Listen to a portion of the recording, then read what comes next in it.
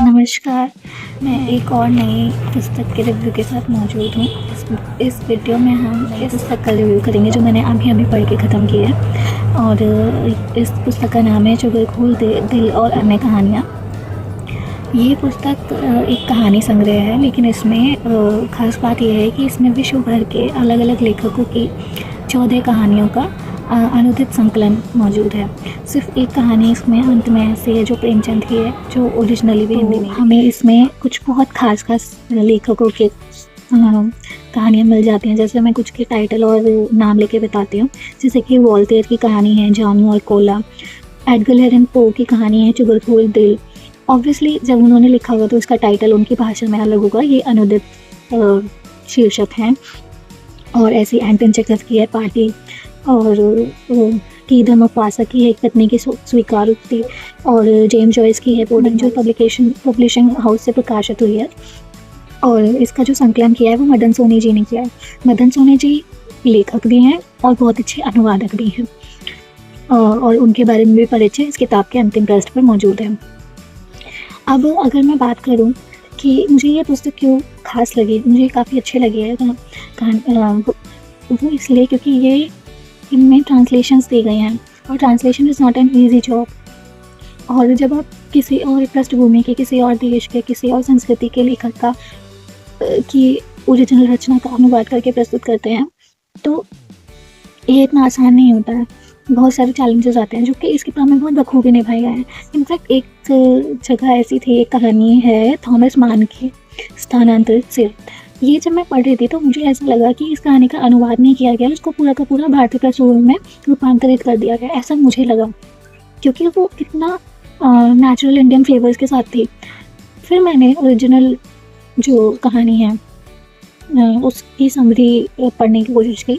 Then I realise कि नहीं, वो थॉमस मैन ने लिखी ही इंडियन कॉन्टेक्स्ट से इंस्पायर होकर है, क्योंकि कैरेक्टर्स के नाम भी बहुत ज़्यादा इंडियन थे, जैसे कि श्री दमन, सीता और नंद।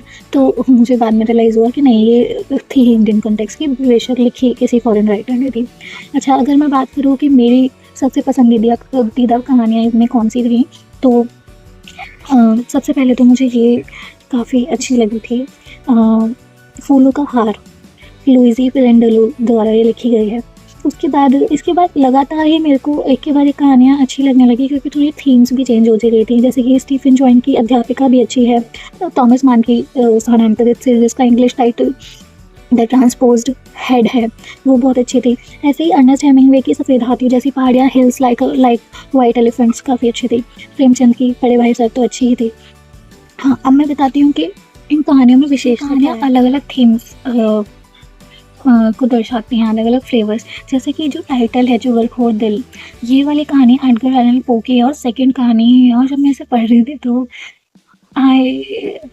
Actually it was something different, मतलब ये बहुत अलग थी जो मैंने अब तक पढ़ी। तो इससे ना एक टेरर वाली फीलिंग आई थी, एक डर वाली फीलिंग आई थी, और मुझे इतनी कोई खास नहीं लगी।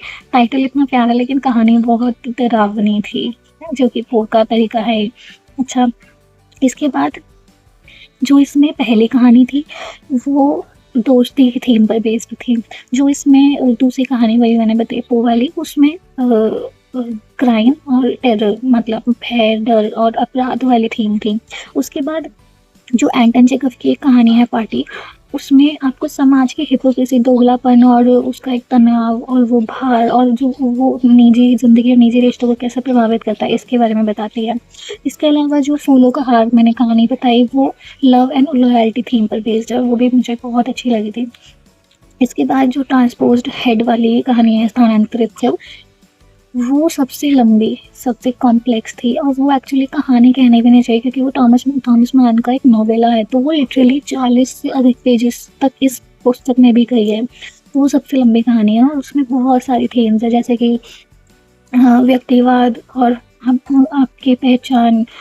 एक्चुअली पता नहीं, मुझे वो प्लॉट बताना चाहिए, लेकिन उसमें 2 मेल प्रोटैगनिस्ट हैं जिनका इसमें माता काली का भी जिक्र है, और उनके बलि प्रथा का। उन्हीं संदर्भों में 2 जो प्रोटैगनिस्ट मुख्य किरदार हैं, उनके आपस में सिर स्थानांतरित हो जाते हैं। तो अब कौन क्या है, कौन नंद है, कौन श्रीधमन है, ये एक जो पहचान होती है उसका एक द्वंद्व चल रहा है। फिर साथ ही इसमें लव, लस्ट, इन इन मुद्दों का भी ज़िक्र किया गया। तो ये काफ़ी कॉम्प्लेक्स स्टोरी थी, बहुत टाइम भी लगा और बहुत यूनिक थी, मैंने ऐसा कुछ अभी तक नहीं पढ़ा था।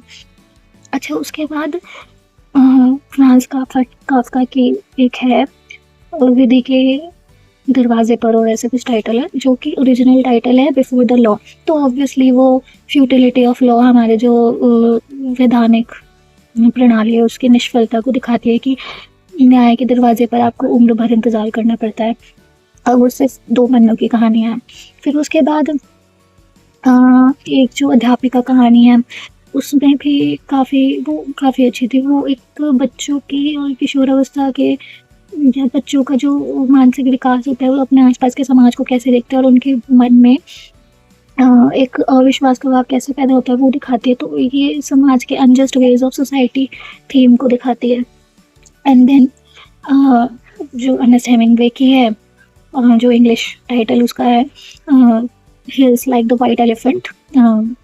तो वो बहुत एम्बिगुअस है, मतलब उसका कुछ भी, कोई प्लॉट नहीं है, कुछ भी नहीं है। वो बहुत ही एक अवर्णनीय कहानी है और उसका एंडिंग भी ओपन एंडेड है, मतलब आप कुछ भी उसका इमेजिन कर सकते हो क्योंकि लेखक ने अपनी तरफ से कुछ नहीं दिया है। वो भी काफ़ी छोटी कहानी है और वो काफ़ी यूनिक रही। हालाँकि अभी इसकी डिटेल एनालिसिस मुझे पढ़ना बाकी है, तो मैं इसका बिल्कुल फर्स्ट रिव्यू पेश कर रही हूँ इस वीडियो में। अच्छा, एक जो आखिर में कहानी है प्रेमचंद की बड़े भाई साहब, वो ऐसा है कि जैसे पूरी किताब आपने पढ़ ली और बहुत सीरियस टॉपिक्स मिले, तो लास्ट कहानी बहुत चिल और हैप्पी वाइब्स वाली है और वो बहुत यूनिवर्सल और एवरग्रीन है, तो वो एंडिंग अच्छी नोट पे होती है। तो मुझे अच्छा लगा ये किताब पढ़ना। आप भी इसको पढ़ने की कोशिश कीजिएगा। धन्यवाद। बाय।